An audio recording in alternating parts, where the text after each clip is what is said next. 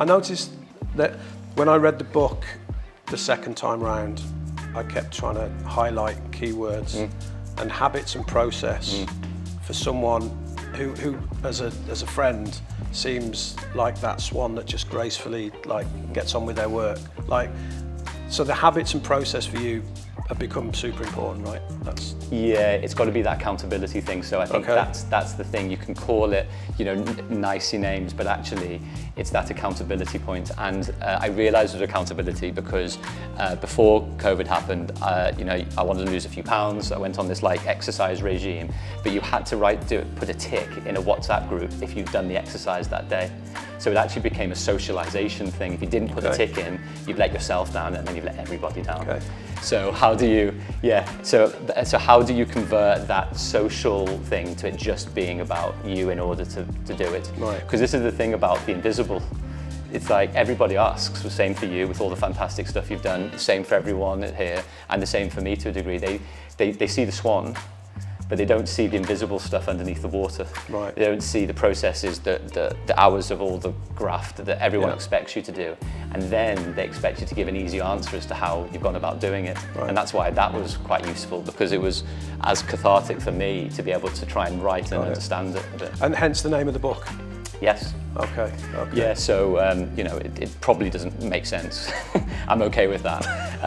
But that's exactly the point. It was like, at the end, how do you go about doing the thing that nobody sees?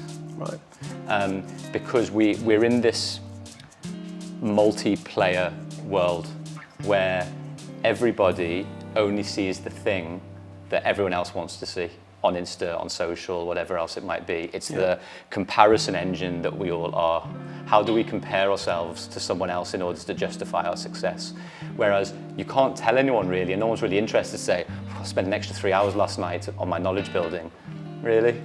No one really cares, but I guarantee they care if you're speaking at a 10,000 person conference 15 years on, because you've done the thing that you've said over the short term too. So the journal that you've put with the book, that's come from days and days of you doing that? Well, it was actually because I was a bit disappointed with just the book by itself, because actually when people read it, they go, great book, but what do I do now? It's a good book, by the way.